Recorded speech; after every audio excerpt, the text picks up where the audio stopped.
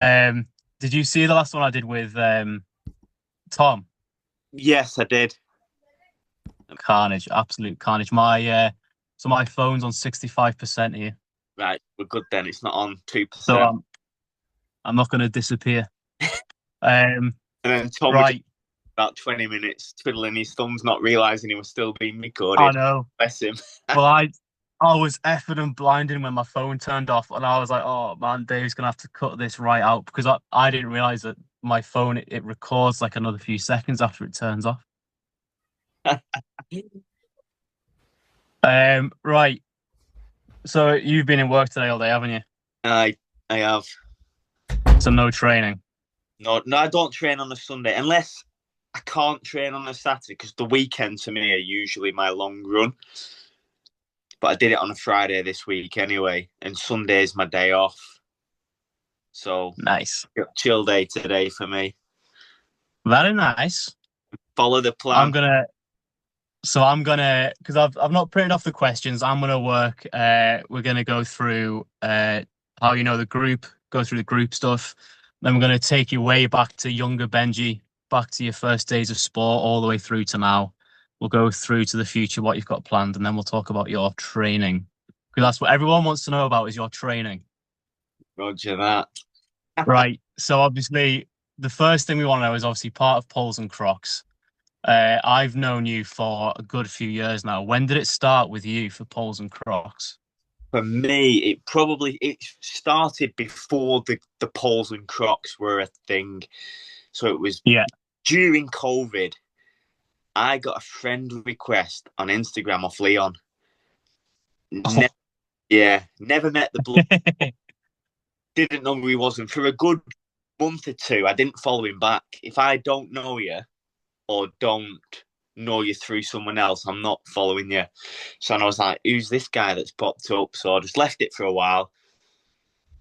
And then I put a story on my Instagram about the pricing of certain ultra events these days, with obviously the popularity increasing.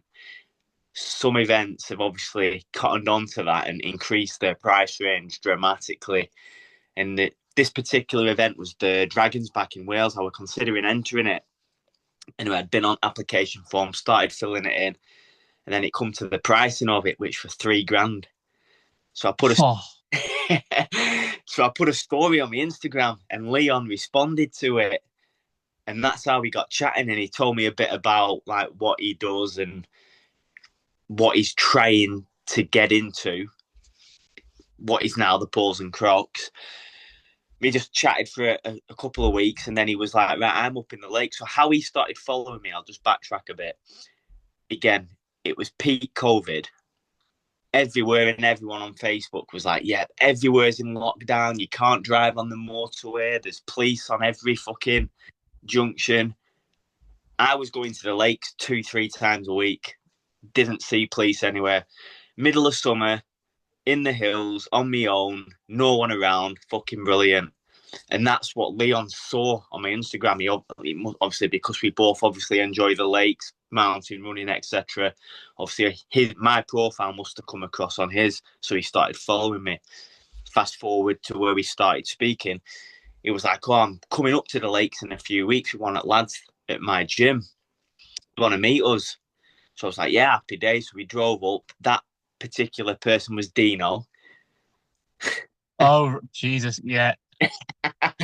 So it was me, Leon, and Dean, and we The ran boys.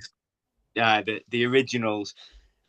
We ran from Glenriddin up towards the Helvellyn range and around that area. I think it was around February, so like heavy snow.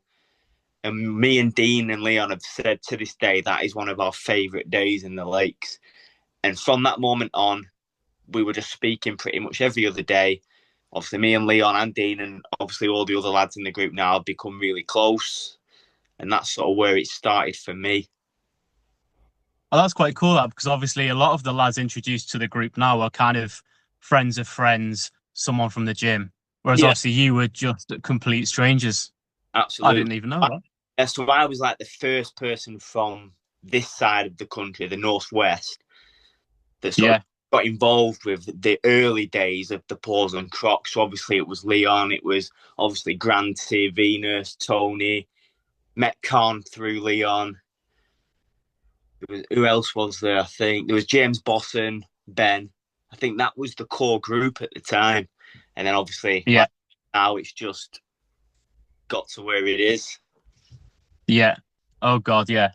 Um, so are you going to be at Leon's Bob at the weekend? I'm You're yeah, there for that, aren't you?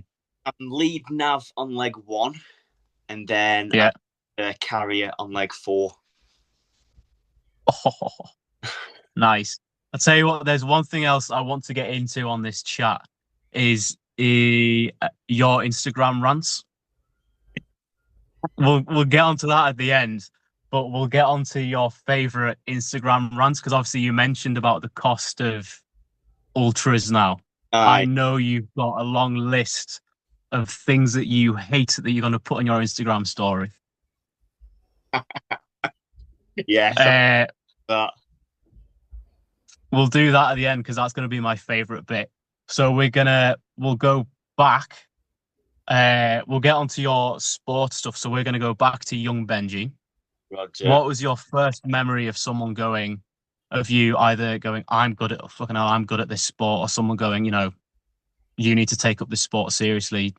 What were your first memories of all that? So as a young kid, I was big into football. So we're talking primary school. So between the age of, I was on the football team in year 5, and then I captained in year 6. So I was a decent little football player when I was a kid. Yeah. Quite at a high level too, but then I sort of went from being really good to really shit very quickly. And it was from the year 6, I was like peak. That was my peak. I was scouted by a few teams as well. And then that 6-week period from primary school to high school, where lads tend to have their first growth spurt, I never Yeah. had it. Oh, shit. I'm still waiting for it now. And then I went to sort of try out for the high school year 7 team. And it's like I'd just not kicked a ball. I just seemed to have lost all ability to play football. And looking back now, I realised it was all the other lads had got that initial growth spurt, and I was just getting pushed and bounced off the ball every time I tried to get near it. So I didn't get picked for the team. And so I didn't play sport I was actually pretty good at cricket as well. My dad were a big cricket fan, and he got me into cricket. I was a decent bowler. Couldn't bat. I was number 11 as a batter, bottom of the pile. Hi. But I was opening bowler. I was a really good bowler. But I didn't. It was too slow paced for me. I didn't really like it. Didn't really play any sports then for a couple of years. It was about year 9. Me and my mate saw a post. So the local village that I lived in at the time, Leyland, pretty small village, but a boxing gym were opening, and we seen a post in paper. So we went down to there, and I instantly fell in love with it. I loved the graft, and I've never said I was naturally good at boxing. I was never the most talented, but every coach since then that I've gone on to train with has said you are the hardest working kid we've ever had in the gym. And I think that's why I picked it up quite easily. Like I say, I wasn't talented. There were lads in that gym that were far superior to me in terms of natural talent. Lads that should have gone on to very successful careers, but unfortunately, one thing or another led them in a different direction. But I just loved the graft of it, and I just enjoyed being Yeah. in the gym, working, getting told what to do. And back then, some gyms are still like that now, but back then, boxing was very old school. It was like you come in, you graft. There was no phones. Rocky was on the soundtrack. That was all it was. Hi. In dirty, run-down gym. No non coaches.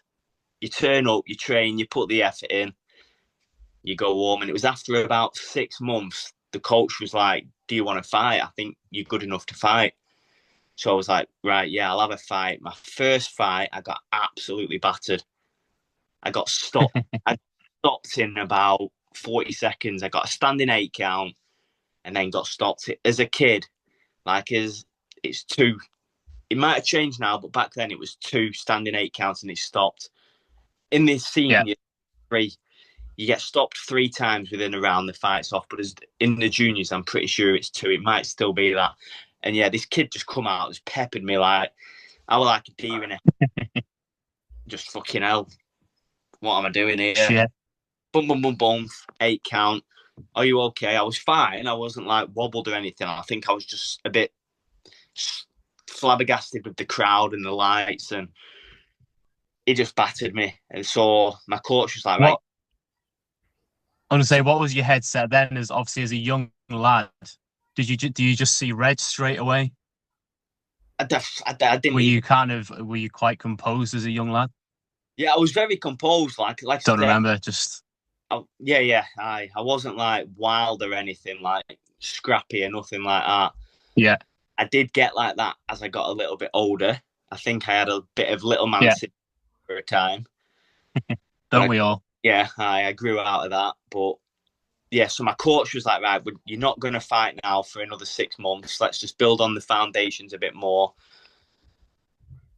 And then, yeah, so I didn't fight for about 12 months actually. And then started fighting, I think at around 15. I ended up having 89 amateur fights. One. I won 81, lost 8. Then I also did Thai boxing for a while. I had 26 Thai boxing fights, won 20, lost 6 of them. Fucking hell. Is there anything, obviously you were saying about your coaches saying you're ready to fight, you're ready to do this. Is there anything that any of your coaches have said that stuck with you? Any of them, them little phrases that coaches just seem to pull out their asses and they stick with you?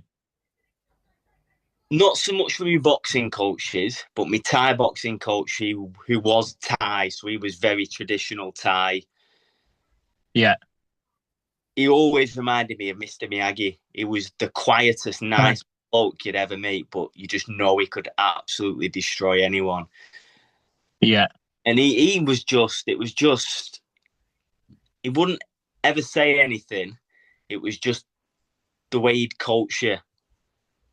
Very relaxed, very methodical. Very methodical, very nice and easy. Don't rush. Take your time. Nice. And that sort of approach has stuck with me with everything I do. I never rush. Yeah, I was going to say, you still do that now. Yeah, so I never rush anything. I'm always thinking 10 steps ahead. Yeah, right. But in the same sort of format, I'm not looking at the finish line. I'm looking at it step by step. Yeah, good. When did you, right, so obviously got into boxing, Thai boxing when you were what, early 20s? Oh no, fucking... Oh, way before that. Yeah, we're in school, 15. So I started when I was about 14. Just naturally picked it up, and like I say, I think my coach was like, "Oh yeah, you're ready," which I was gym. Yeah. So, and I've noticed this as I've coached as I've got older. You can be gym ready, but you're not competitive ready. And I've seen, and it happens to me. Like, obviously, in the gym, it's a gym. You're around the other lads. There's not many people there. My first fight, walked through the doors. You're in a crowd of 2, 3, 4, 500 people. The bright lights are on. You're just like, I was like, what am I doing? And as I've got older and I've coached people, I've seen that happen myself, where I've seen kids in the gym, and I'm like, right, you're ready to fight. You're pinging people in the gym. You're good to go. And that first fight, or even second and third fight, it's like they've never put on a pair of gloves. Hi. And it's because the crowd make all the difference. You've not. But it's like when I always remember when I was getting coached for various other sports, it's always when you get under pressure, you resort back to old habits and what's comfortable. Yes. Did it did it look like they were doing that when you've been coaching lads? Are you watching them, 1, 2 minutes in and going, God, fucking hell, he's gone back to old habits that you've Yeah. tried to get him out of? Yeah, absolutely. You see that? Yeah. Yeah, especially in combat sports, Yeah. very common until someone gets past that. I wouldn't even call it a fear. It's just, I can't, yeah, you can't even explain it, but you do just sort of snap out of it eventually. You just got to not take it in. Like, I got to a point where I was very tunnel visioned. I didn't even see the crowd. Like, and I've boxed in some big venues, and it's like you don't, like, me anyway, I didn't hear him. Like, when I'm Yeah. in the ring, all I'm focused on is the person in front of me, and I can hear me coaches. But it's then I'll watch videos back, and I'll hear people shouting from the crowd, and it's like, well, I didn't hear that at the time. Well, I think at any age, like even 15-year-old up to, 30-year-old, if you plonk someone in front of a massive crowd for the first time, whatever sport it's going to be pretty grim. Yeah, if you're not used to that environment, it's Nah. gonna shock. It's gonna shock the system. Oh God, yeah. So obviously Thai boxing, scrapping. When did we start looking at running?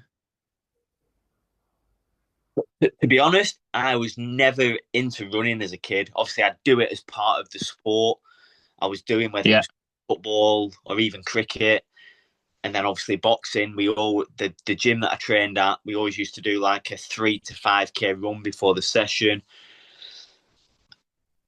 I got into running. Obviously, it was when I was in the reg. Of Obviously, course, yeah. you do a lot of running as part of the training. Through basic training, you're running every day. Then you get to battalion. You do group PT. You can obviously do your own PT. And I just found it very beneficial for me. I really enjoyed it. It was good for clearing my head. I've always said when I'm running, I'm not thinking of anything else. So any problems I might have going on, just for that time period, whether it's a half an hour run or a 4 hour run, I'm not thinking of anything that's going on back home. There's no background Yeah. noise. It's just I'm focused on what I'm doing. And I wouldn't say I'm a great runner. Like, obviously, in terms of timings, for example, my 5-10K times when I was sort of running them distances, I don't run them distances anymore at a competitive level. But I've entered 5K races, 10K races, and even my best times are like nowhere near what the good times are. Mm. I think it was around 2011 through 2012 I started getting into fell running. So I'd always Yeah. been into the hills. Like, my grandparents have obviously been going to the hills since they were young adults. They've lived up that way for a while. So I've always been brought up in the hills, walking, going to Grisdale Forest with my granddad. I remember that quite a lot as a kid, Winlatter Forest. And I just decided to take myself up there one day and start running. And then it was me and Chris Wilde. We used to call it Friday night hikes. We used to go up every Friday without fail, and we just used to box off all the Wainwrights. And I think we did that Oh, for, fucking hell. yeah, so we did that for about a year and a year and a half, just boxing all the Wainwrights off every Friday without fail. And then within that, I started entering a few fell races and, excuse me, just itching my leg, entering a few fell. And I found I was naturally pretty good at it. Like, on the climbs, especially, I'm a very strong climber. I can Oh, yeah. make up a lot of time on the climbs. My descending has improved now. Like, back in the day, I was like Bambi on ice coming downhill. I don't know if it was like no, I tell you what it was. And once I realized what this was, I can now run down a hill pretty fast. I still wouldn't say I'm Hmm. a great descender, but I can move at a pretty decent pace. So when I was a kid, my dad, my granddad, and me went out for a walk. I can't remember where it was. It might have been in the lakes, or it might have even been local.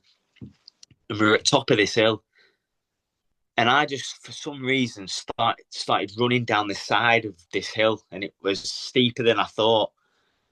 And I lost my balance, and I ended up falling about 100 foot down this hill, like fucking rolling. And my dad had to run down and fucking chase me, and I'd forgot about this. And it was years later. I was just talking to my dad one time about fell running, and he was like, "Do you remember when you fell as a kid?" And I was like, "No, not a clue." And he told me, and it came back. The memory came back, and I was like, putting two and two together. I think subconsciously that. Do you think that's stuck in there? Yeah, Yeah. I think that's what I was like. When I've now put two and two together, connect the dots, I'm like, that's probably why I'm shit at running downhill.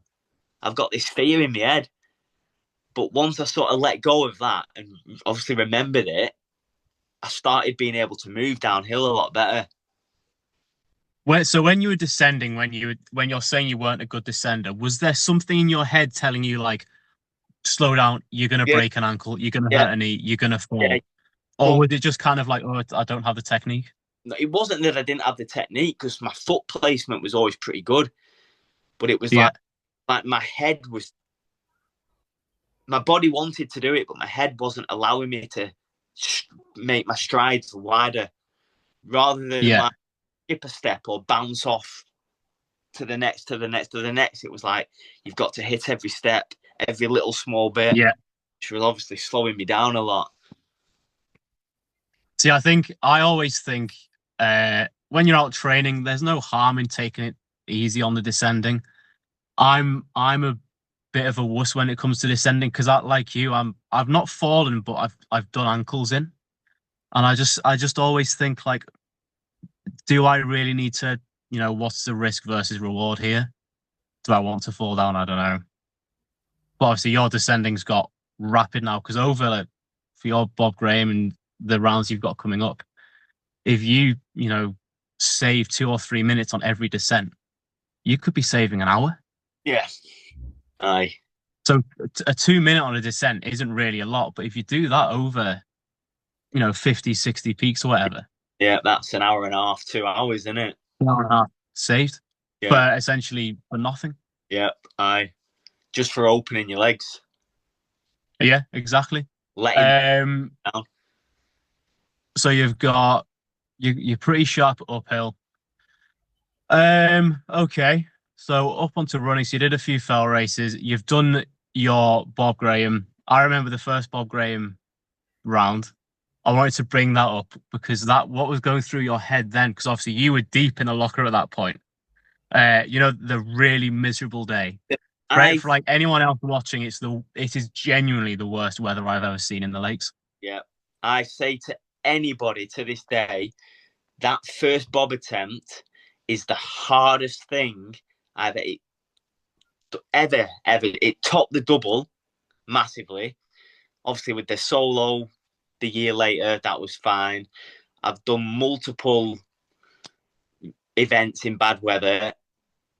I have never experienced weather like that for so long. There's been times Yeah. where I've been out and it's rained harder for an hour or the wind's been stronger for half an hour. But literally from the moment I stepped off to the moment I got back to Moot Hall, I've never ever been in worse weather for such a period of time. It I know people doing the Bob are always going to give it, oh, I had the worst weather in the world. Oh, this is the worst weather I've seen. But like genuinely, because I joined you just after the start and I was with Leon and Khan in the car. And the side of the hills, honest to God, it looked like something off Jurassic Park. Just like waterfalls that shouldn't exist were just there. And Leon was just like, mate, there is no chance. No chance he's out there. yeah, I think I knew I weren't going to make the time cap after leg one because I was Yeah. already so far behind schedule. And bear in mind, I had Granty with me as well on leg one. Mm-hmm. Mm-hmm. But like, we were just like, what the fuck are we doing out here? But I just weren't going to stop. I was like, nah, I'm not. No. Which, looking back now, should I have stopped? Probably, because I wouldn't have ended up in hospital. So we can talk about that. And how did you end up in hospital, Benji? But Tell everyone how you ended up in A&E. so leg 4, I think we're descending Kirkfell, about to climb Great Gable, and I had a skin tight sealskin hat on, which obviously probably saved, well, definitely stopped the bleeding to an extent. I slipped, and no, I don't think anyone saw it neither because I bounced back up. I think I did anyway. So I'd slipped and I whacked my head on the floor, and I knew I'd hit it hard because I had my head torch on and my head torch split. So I got up, and I think it was Juan. Juan was like, "Oh, I think I've just seen you slip. Are you all right?" And I'm like, "Yeah, I'm fine." Like it did. I think it knocked me out for about a second, but I literally bounced straight back up, and I was like, "Oh, I'm fine. I've just slipped." But because it was pissing down that much with sideways rain, obviously we carried on. Even when I got into Honister, I didn't take my hat off. I just, because I was behind schedule and I thought, let me just get in as quick as I can. I didn't stop at Honister. I just went straight on to leg 5. Got back to Moot Hall and I took my hat off. And I think it was Leon that clocked it. He's like, what have you done to your fucking Oh, head? yeah. And Yep. what's that on your fucking head? And I'm like, what you on about? And he took a picture and my fucking forehead was just split right down the middle. And he's like, Yep. how have you not fucking noticed that? Like, I'm like, my hat's just obviously, my hat had obviously been, because it's like a proper skin tight hat. Plus the fucking rain, it was obviously just wiping the blood off my face. So no one was seeing the blood. Anyway, Am I right in thinking that it had made you were you being sick as well afterwards? After you hit your head? Or have I just imagined that? no, so I was sick on on the round that I did the year after. Oh, right, I okay. was Yeah, yeah. on. So anyway, Nice. Always something, isn't there? always something. Yeah, we got back to Moot Hall.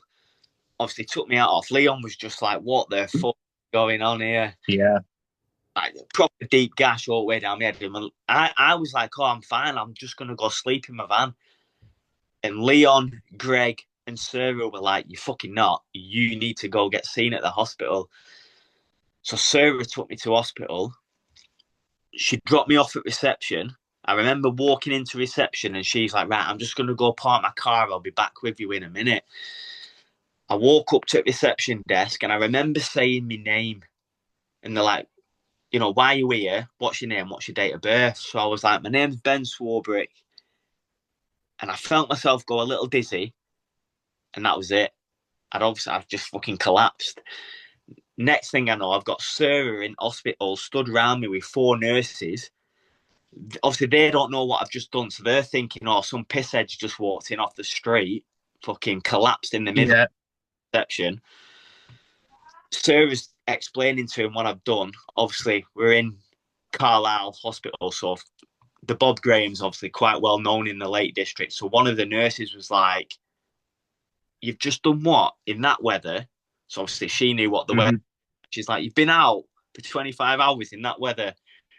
So I think because I collapsed, and obviously this nurse were obviously pretty chill. She was like, right, you're coming straight through. So I didn't have to wait for fucking hours. I got put straight through in Yeah. the hospital.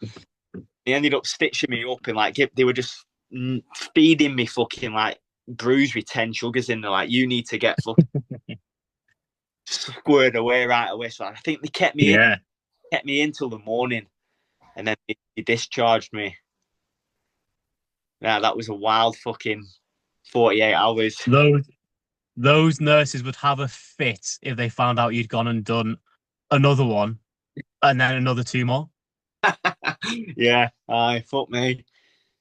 So have you got a little scar under there now? Because it was fairly deep, I remember it. Yeah, I don't know if you'll be able to see it. You can sort of see it goes straight down We'll there. we'll edit one on like Harry Potter. Yeah, it looks like Harry Potter scar, to be fair. Nice. And then right, so then you did the double. That was pretty undramatic, wasn't it? There were no snags really. And nothing at What was all. going through your head then? Nothing. So obviously, I went back the year later and did the regular Bob Graham. You did. I was sat on the steps, so I hadn't even got off the steps. And to this day, I don't even know if he said it sarcastically, but Leon was like, "You're doing the double next year," and I went, "Yes, sound. Let's do it." Yes, he did. So, I remember. so I was like I said, I didn't know if he were just joking or what. And I was like, "Yeah, sound. No, no worries. Whatever, we'll do it." Didn't hear anything for a week. And then he emailed me. He's like, "Right, there's your training plan for the double bob." And I'm like, "Right, I guess I'm doing it then." So Yeah, straight into so it's basically been 3 years consistent training. Well, it'll be yeah, 4 years now because I've gone straight into what I'm training for next. yeah. And you're following. So this leads us on to Leon's training plan, or Leon, or your training stuff. Yeah, aye. So Leon is boss man when it comes to Leon, coaching, is it?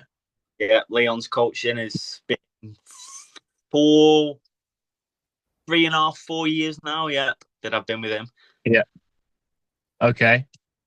Let's be careful what you say because I know he's a sucker for dishing out 3 million burpees. Talk us through your training plan, how it varies summer to winter. Rest days. We'll go over the gym stuff in a second. Yes, so there's not many rest days. Sunday, Sunday ideally is my rest day. Occasionally, depending on my work schedule, it might have to change to a Saturday. But it's broken down into 6 runs a week, 2 interval sessions, 2 to 3 recovery sessions, depending on what phase of training I'm at, and then one long run, usually at a weekend. And again, depending on the time of year or how far away or how close I am to my next event, I'll do anywhere between 3 and 6 strength sessions, as well as 2 to 3 conditioning sessions. So I love it when I see the influencers online, like, "Oh, I train so hard. You want to see my schedule?" I Yeah, okay. Okay. Yeah, no, save all that for the end. So obviously, let's go because you've got your strength sessions, you've got your running sessions, then you say conditioning sessions. Talk us through what varies between a strength session and then a conditioning session. So a strength session usually involves one of the foundational strength movements, dead squats. Again, at where I'm currently at, I'm not really doing much upper body. So a couple of months ago, bench was thrown in there as well. Different variations of bench, close grip, regular, incline. Squat sessions, again, depending on the phase I'm at, can be anywhere from, say, 3 sets of 10 or 5 sets of 5, or build to a heavy 1 rep max with maybe a bit left in the legs for the following exercises.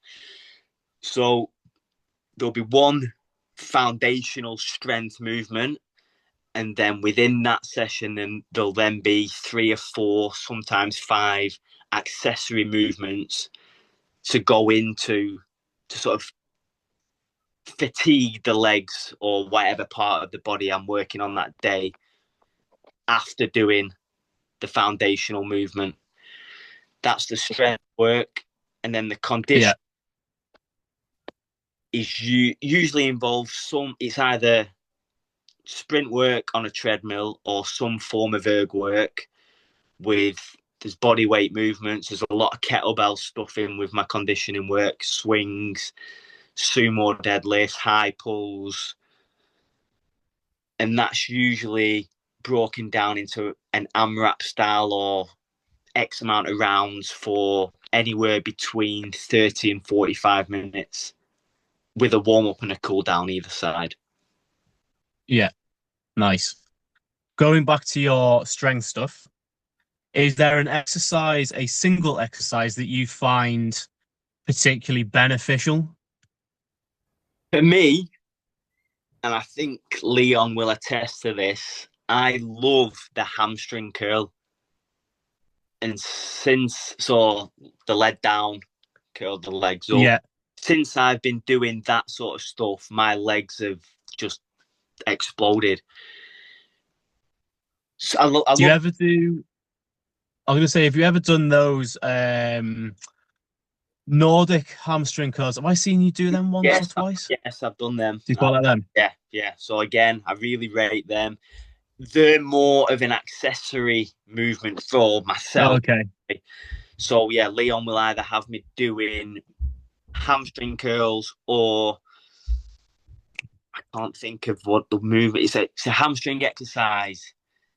I think it's called something like a dead walk or something. Where one leg straight, you've got two dumbbells in your hand, one leg straight, you go down, step forward. I think it's called a dead walk or something along them lines. But that's an app like it looks a really simple, easy movement. And Hmm. when you've done it initially, you're like, I don't really feel that. But the Yeah. DOMs the day after and the day are horrendous with that exercise. Absolutely Yeah. outrageous. Do you find that you prefer a single leg or a single arm movement over doing things like normal squats or deadlifts? Like the single leg accessory stuff is more beneficial. For me personally, yeah, but I do really rate the squat. I really Yeah. enjoy squat work. I've got, I think I've got pretty good form. Leon will be like, yeah, Hmm. I'll Obviously. I'll do the movement and I'll feel like yeah, that's really good. And but Leon, being the quality coach that he is, he will critique it.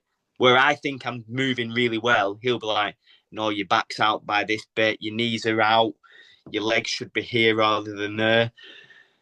Yeah. Deadlifts, I don't like them. No. Never have. I was into CrossFit for a while, and doing one of the CrossFit Open workouts a good few years ago involved deadlifts, and my back just obviously ego lifting. My back went, and it's never been right since with deadlifts. My back isn't fucked, but whenever I do deadlifts, I can always You just feel it.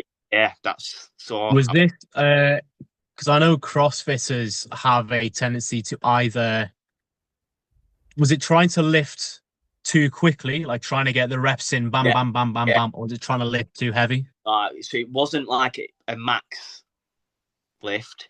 The workout, this particular workout, CrossFit Open, it was deadlifts, handstand press ups, more, more deadlift, Jesus. and then a handstand walk. The Wow. weight wasn't heavy, but I think it was something like, like a 29, sorry, a 21, 15, 9 rep range. And then Yeah. with the deadlifts and handstand press ups, and then it was back to the 21, 15, 9 deadlifts with X amount of meters handstand walk. And obviously, I was just trying to bang out these reps as fast as possible. And I remember just Yeah. coming down on one and being like, oh, Yeah. I'm, Form's gone. I'm done. And it's Yeah. never been a fan since. No. We'll go on to your running sessions because obviously you've got a lot of running sessions. What's your favorite running session to do? Is there one where you feel, I don't know, like an interval session where you just get, you get into the flow and you're like, this is mint. Yeah, Favorite running really session. enjoy the like anywhere between 400 and 800 meter Mm, interceptions. Again, depending on what stage of training I'm at, it can be anywhere from say 4x4 or 16x400 meters or 8x800. Really enjoy them sessions and the incline stuff. I'm really enjoying that at the minute. So obviously I'll have my mountain day, which is usually the long run at the weekend. But then at the minute I've got two incline runs as well, which obviously at the gym I'm at JD, they have these treadmills that go up to 30%. and I'm just really enjoying them at the minute. Yeah.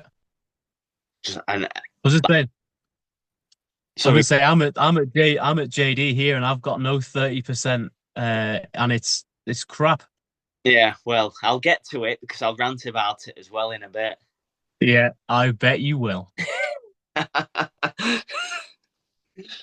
So yeah, them and me easy runs as well. So obviously I've got 2 to 3 easy runs, usually between 4 and 6 miles, and I just enjoy plodding along on them, getting my own head, Yeah, nice and easy, nice and slow, 10, 11 minute miles, just head goes, cruising. yeah, cruising. Nice, nice, nice. So obviously, right, we've finished all the. We'll move on from the training stuff. You were mentioning about getting into your own head. I remember Tom brought this up with me about obviously poles and crocs is all about the mental health stuff. Is there anything that sticks in your head as you're running? Is there anything that you particularly like to think about? So I'd say there's two sort of sides to this. When I'm running either in the gym or locally to where I live, there'll be things going through my head, just like as much as I try not to think about it, but just day to day stuff like what I'm doing. You know, I always try and think about my boys when I'm training, so like they're my motivation in a way. Like, you know, keep going for them.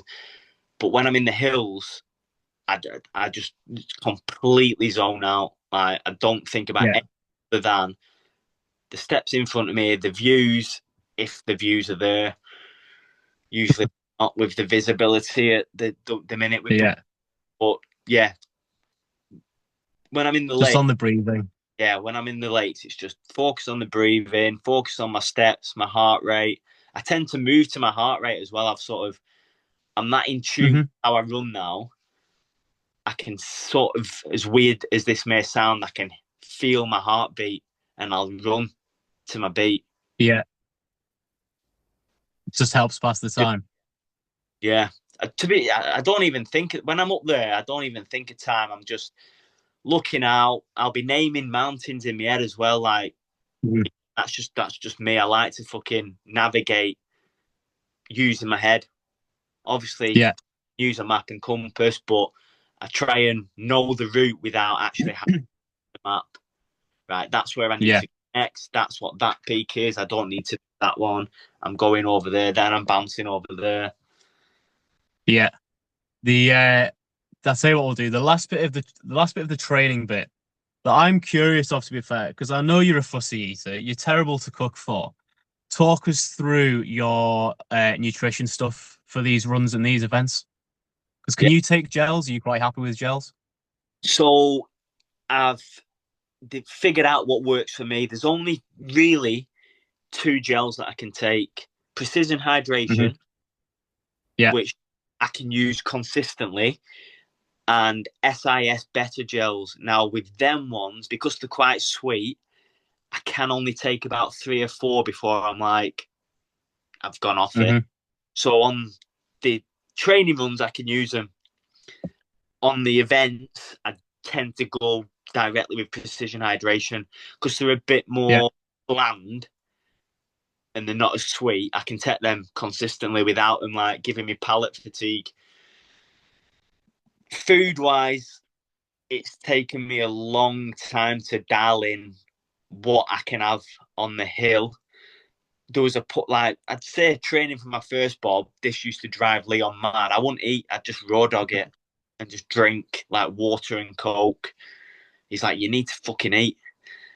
What I've found works for me really well on the move is sandwiches. Hmm. Subway sandwiches go down really well with me. Yeah. Tesco meal deal sandwiches, they go down really well. I think because they're quite moist and there's obviously quite a lot of flavour to them. Ready salted crisps. Fruit is another one. Yeah. Fruit is another one that's good for me because it's sweet as well.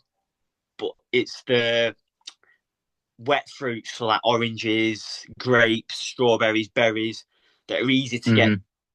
things like bananas don't really work well for me because I find that I'm Dry. very dry. And then what I found on the double bob that really worked well for me on the checkpoints is soup. Because I could Okay. lukewarm soup and I was just necking it and it was going down really well. Yeah. Don't need to chew it, just straight in. Just drinking it like a You're drink, just drinking calories, aren't you? drinking calories. Drinking cows. Extra salt, straight in. Yeah. What about, did you get any like Domino's pizzas on your double bob? I did, and I had them for the first Got few. idea? Yeah, I had them for the first few legs, but then I think it was from about five, maybe five onwards. So 1, 2, 3, up to Barrow, back down to Wasdale, and then obviously from because I went out and back for a bit. So then when I was back at Dunmill Rise, at the end of leg 2, start of leg 3, that's where I was like, solid foods is getting hard to keep down now. I had a slice of pizza and I was like, took me about 5 minutes to eat one fucking half a slice. So I was like, right, let's try. Yeah. That's where the soup came in. And I was like, fucking hell, this is a game changer for me. So then obviously Graham being my road support was just like soup every checkpoint Yeah. after. And I think that Obviously, when you're knackered, bloody solid food gets hard to digest, doesn't it? Because all the blood is fucked off to your legs and yeah, organs that need it. The food will just sit in your stomach, which is when you get your cramps, your yeah, indigestion, and your horrible kind of you just don't get the calories. absolutely, yeah. I've just realised how dark I am. Let me just go turn the light I on. know.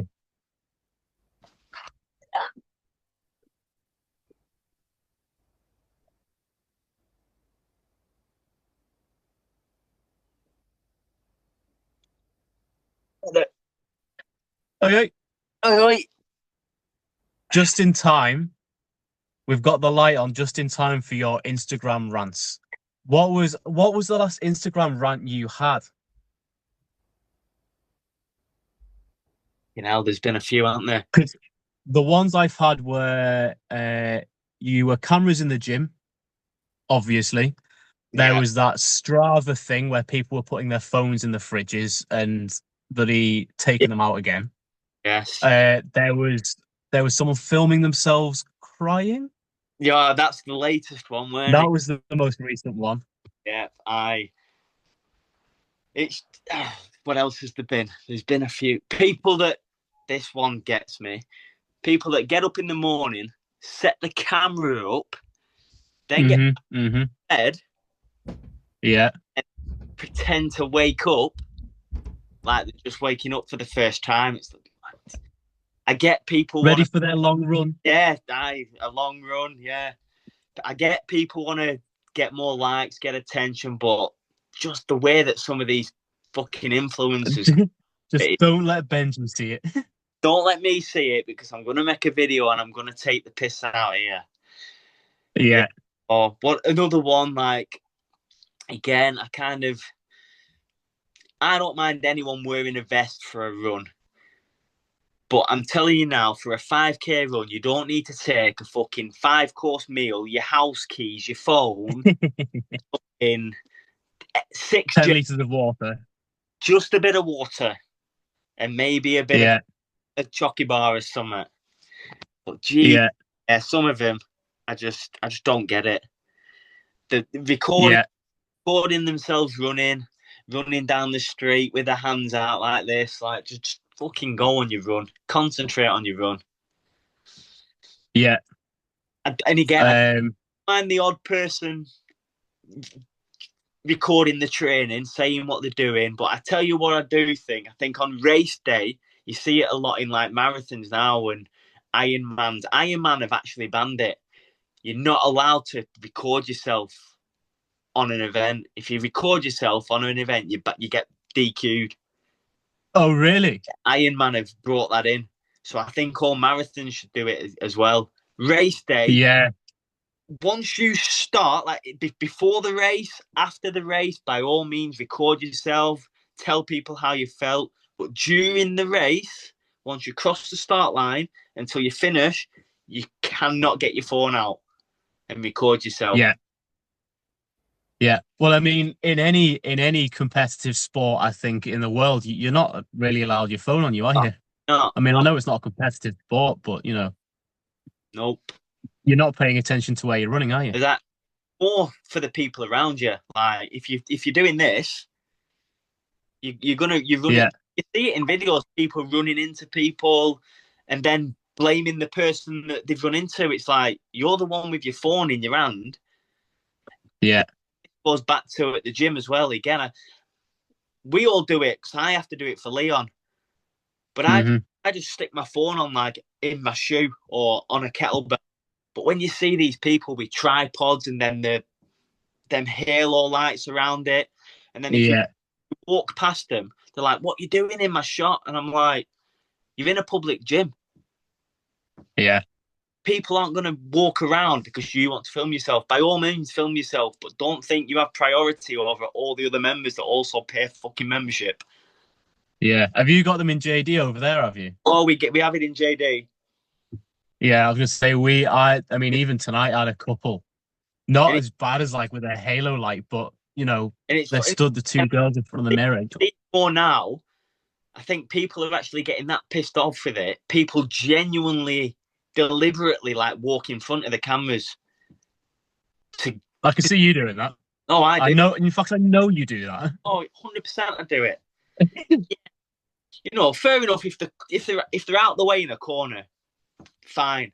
But it's like when they put it on the walkway or on the sled push or in the squat rack, Yeah, yeah. like you've got your camera set up on that squat rack and you're doing this squat rack. I'm gonna move your camera out of that squat rack. Fucking sling you up. This is what I've been waiting all night for. And Oh, Christ. and even right, you've got me off now. And then when you see these people walking into shops, setting the phone up in the fridge or on the food aisle, and then like buying the food. Yeah, What you doing? that was a horrible trend. That was horrendous. Fuck off. So all of your kind of peeves around this are all based around filming Film and the vet, apart from the vests. filming, yeah, just don't film. Also, Yeah, oh, to an extent, like I get it. Like I say, within reason. if you're recording your form or you have a coach that you need to send it to, I do it.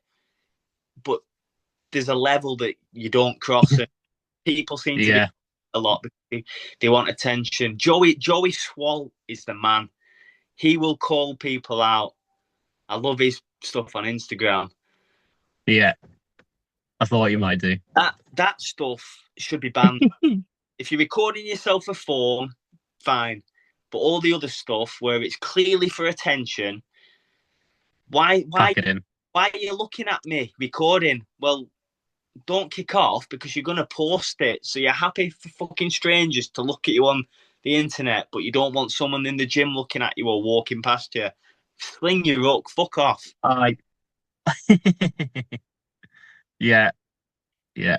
Fucking hell. Do you know what? I couldn't even agree more. I hate it. And you know what? They still appear on my Instagram feed. Oh yeah, they're gonna be around, aren't they? It's the world we live in now. Yeah. Oh God, yeah. But I do think more people are like cutting onto it and calling it out. Yeah. Good. I yeah, thank God. Right. We're gonna round this off. We're gonna calm you down again. We're gonna so I gather that to finish this off, you need to pick someone to go next for this. Yep. Did you have someone in mind? Yeah, so I'll pick Andy Sill.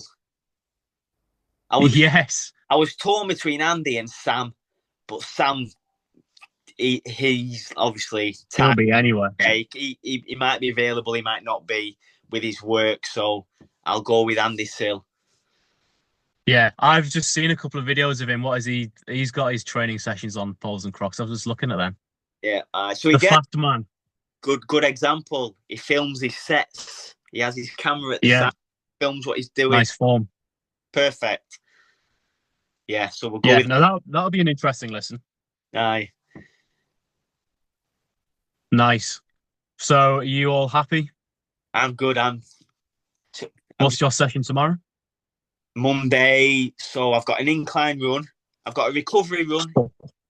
So morning is strength and incline run with a weighted Yeah, vector. And in the afternoon, I've got an incline. No, sorry, a 4 mile easy recovery run. So I've got squats tomorrow. So how I taught before, squats and then a few accessory movements. I'll go into me incline run, few hours off, and then I'll get me recovery run done before I start my evening shift tomorrow. no, oh, Christ, that is some shift. Aye. Right, I'll let you crack on because I need to go and find some food somewhere. It's been a pleasure speaking to you as always. Always, my man. I will see you on Friday. You're there, yeah, you're there all weekend. I'm there all weekend. I'm bringing the camera down, so I'm going to run a couple of legs or bits of legs. Sweet. Right, I'll see you then. Hey, sound.